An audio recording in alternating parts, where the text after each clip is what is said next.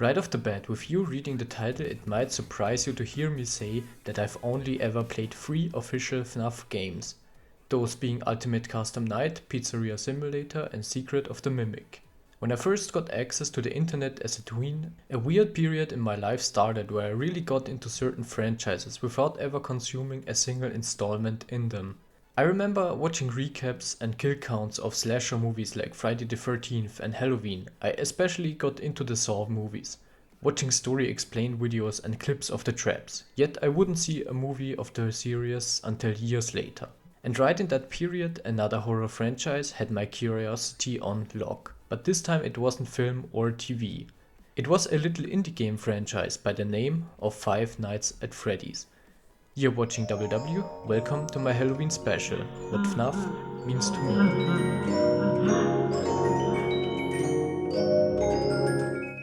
Story. Don't worry, I'm not going to break down the entire lore here or theorizing a completely new timeline. I'm much more interested in how the story itself is told. Storytelling in the majority of video games usually follows one really popular model. A cutscene to start the game out that establishes the world and characters to then transition into gameplay, with cutscenes and gameplay segments going back and forth until the credits roll. Sometimes there's a quick time event or a choice to change the story outcome. Really, a ton of games follow this formula. I'm not here to complain as this clearly works, I am a fan of the style. Though I welcome games that offer unique ways of storytelling with open arms. Five Nights at Freddy's falls perfectly into this category. Instead of a 20-minute movie kicking off the story, it's an image of a job offer. Instead of gameplay interrupting cutscenes, it's ever-changing newspaper clippings in FNAF 1 and lore-heavy minigames from FNAF 2 forward. I really like that the players are motivated to piece the story together by themselves. It adds an additional layer of satisfaction after you've completed your very own puzzle. Yeah, I appreciate that there are only a few things that are set in stone and your understanding of the timeline can be entirely different from other players that have experienced the same games. Crafting, sharing, discussing, dissecting and eventually busting theories is a ton of fun and I'm not alone in thinking that. Through this exceptional storytelling, FNAF has carved out one of the best franchise communities. Now take the two words simple and straightforward and throw them right out of the window. They don't exist in the world we call FNAF lore. Gameplay. Moving on to the gameplay, I do think some of it is actually scary. Case in point, FNAF 1. The first one manages to hit the perfect balance with a once family-friendly aesthetic gone unsettling after years of lacking care and ghostly possession. The game does a good job at making you feel defenseless, especially with the limited power resource. Jump scares can be scary the first few times. Unfortunately, they lose their appeal quickly. Next up, FNAF 2, more chaotic than scary. I do commend the distress you feel once you put the mask on and animatronics tower over you. FNAF 3 only really has one threat, so let's move on to my favorite in aspect of gameplay, the fourth installment. FNAF 4 goes dark and quiet.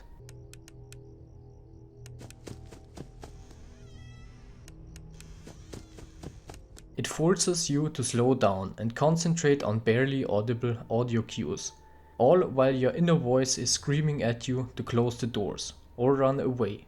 Playing into the game's strengths is the fact that you see the animatronics either very briefly vanishing around the corner or smack dab in your face during a jump scare. FNAF 4 takes the concept less is more and makes it its own, crafting unforgettable experiences. That threadbare laugh will haunt me in my nightmares. I don't have much to say about World, Sister Location and Ultimate Custom Night, but I do have a few words to spare on Pizzeria Simulator. What fascinates me here is you really don't want the Tycoon section to end, as the office segments will have you at the edge of your seat, and the salvage section, well, being forced to actively look away while a menace is right in front of you. It's the stuff nightmares are made of. Document results. The point I'm trying to make is, I do not care for all the games from a gameplay standpoint, but those that do pique my interest, mainly 1 and 4, keep me returning to them in regular intervals.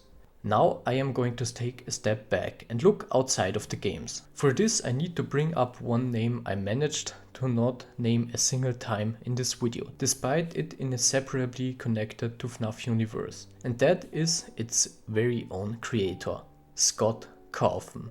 I want you to listen to the inspiration story that is Scott Cawthon. It's 2013 and Scott at this point is nothing but a struggling indie game developer working with ClickTeam Fusion. He releases a game called Chipper & Sons, Lumber Company, and it doesn't go well. It performs poorly and every critic brings up the fact that the characters that Scott designed to be child-friendly look eerie, uncanny, just unsettling. So Scott is faced with a question.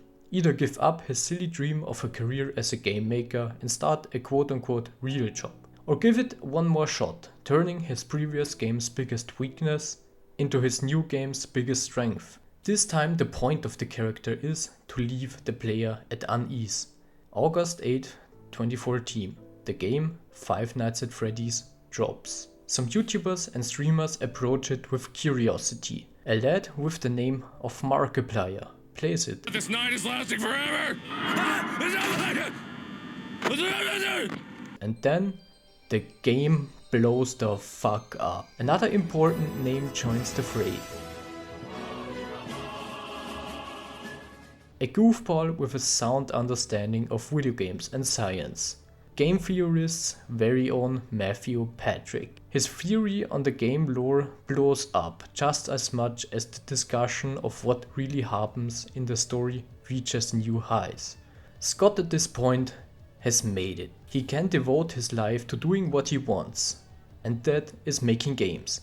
A whole world is eagerly awaiting every new game, but it doesn't stop at just games. Scott can dip his toes in new creative directions like novels, and the community eats them up. It goes even further, and 9 years after the first game, the Five Nights at Freddy's movie hits theaters. This is what really inspires me.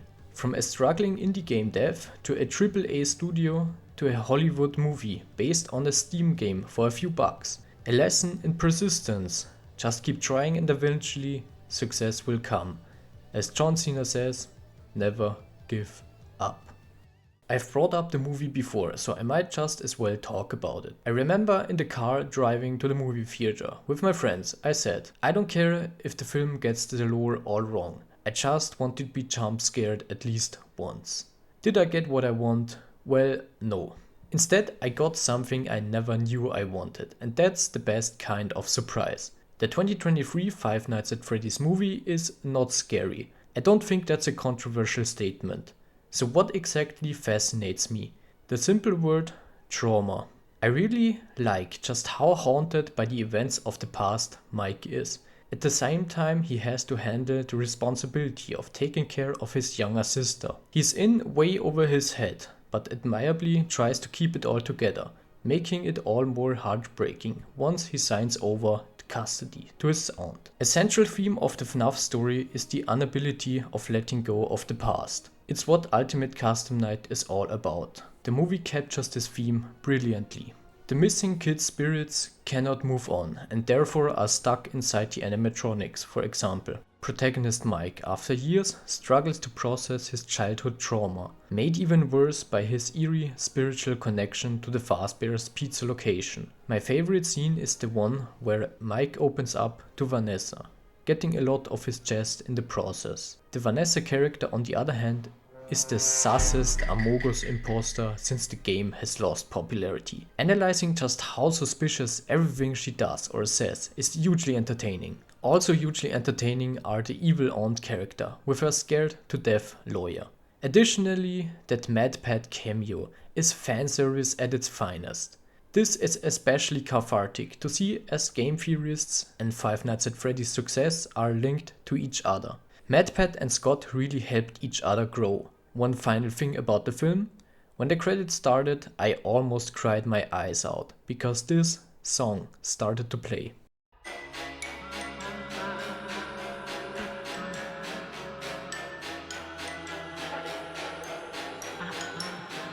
This perfectly transitions me to the music segment. I really need to gush about how awesome Fnaf fan music is. starting with the GOAT, the living tombstone.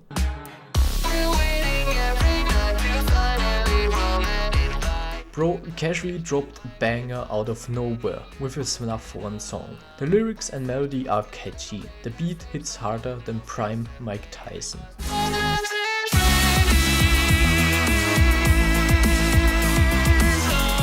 Track is so good I listened to it on repeat. That's why I popped mad when it played in the movie's credits. TLT's Fnaf 2 song is almost just as good.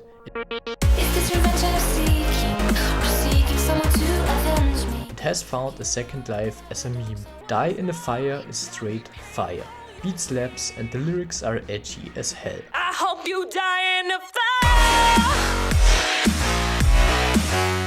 I Can Fix You for Sister Location is one of my favorite drum and bass songs ever.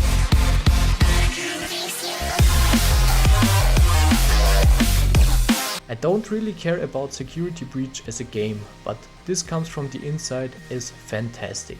I like to listen to it whenever I feel down, as the instrumental screams of pain underneath the surface.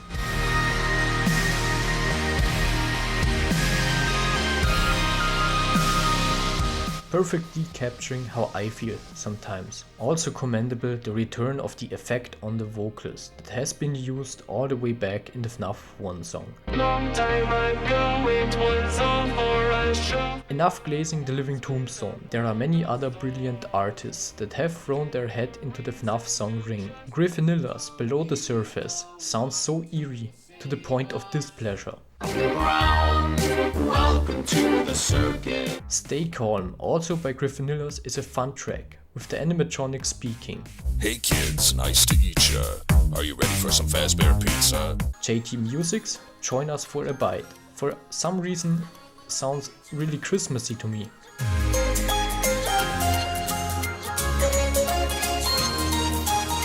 Even though it wasn't released close to Christmas season.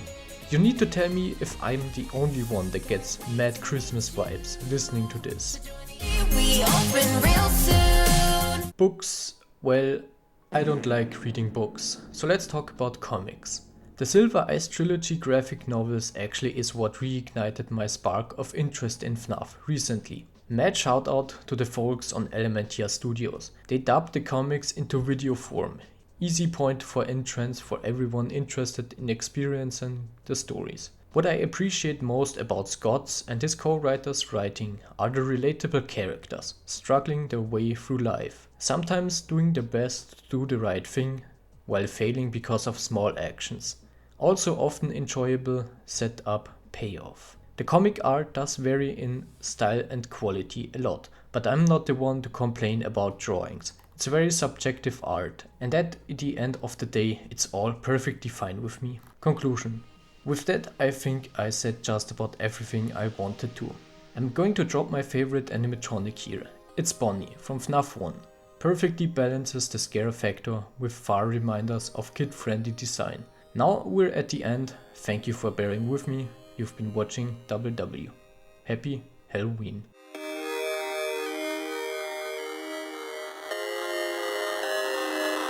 87?